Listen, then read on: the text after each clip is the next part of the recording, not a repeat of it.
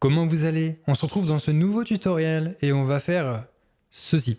C'est une petite scroll bar assez sympathique. Lorsqu'on va dessus, ça change de couleur et lorsqu'on descend, ça nous permet voilà, d'avoir un style différent.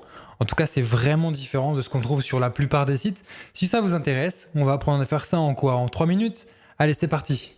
Alors, je ferme ça et on est parti. La première étape, c'est donc d'aller dans le CSS. De toute façon, tout va se passer en CSS et on va avoir 4 grosses étapes. On va avoir 4 principales étapes en tout cas. Donc on va sélectionner body et on va utiliser un pseudo-élément -webkit-scrollbar qui va nous permettre de modifier la largeur de la scrollbar. Donc là, par exemple, on va mettre une largeur de 10 pixels.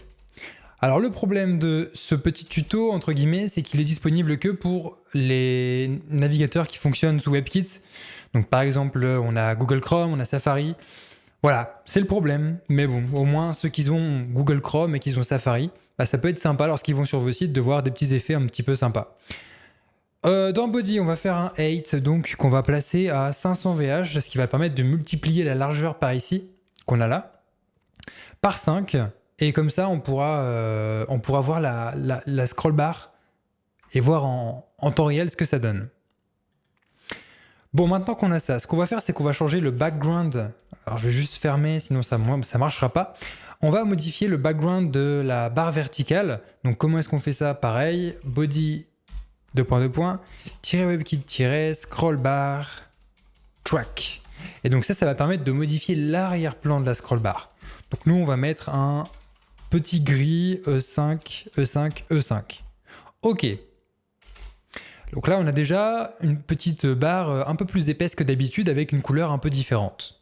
Maintenant, on va faire body -webkit-scrollbar thumb. Et ça va permettre justement de modifier la petite barre qu'on ne voit pas encore pour le moment, mais qui va nous permettre de savoir où on se situe dans la page. Donc pour commencer, on va faire un background color 5C de A 9D. Voilà, je trouve que c'est une couleur qui est un peu flashy, j'aime beaucoup. Et puis ce que j'aime bien aussi, c'est faire un petit border radius, histoire d'avoir des angles qui sont un peu arrondis.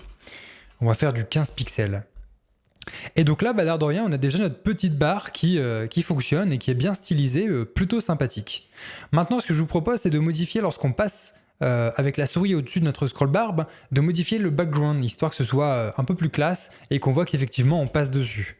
Pour ça, pareil, on sélectionne notre élément body et on applique le pseudo-élément WebKit, scrollbar, thumb, hover. Donc le 2 points over, ça permet encore une fois de dire ok, la souris elle passe sur l'élément, donc on va faire quoi? Là on va changer la couleur. Background color B5076B. Ok, bon voilà, on a notre petite scroll bar qui est déjà terminée. Donc vous voyez, ça a été vraiment très rapide. On a 1, 2, 3, 4 étapes. Le nom des pseudo-éléments qui vont vous permettre de modifier la scroll bar, honnêtement, c'est pas la peine de les retenir de tête. Lorsque vous en aurez besoin, je vous mets un lien dans la description, comme ça vous y retournez et voilà, c'est bon pour vous. Parce que sinon, c'est vrai que scroll bar track, scroll bar thumb avec la pseudo classe over en plus dessus.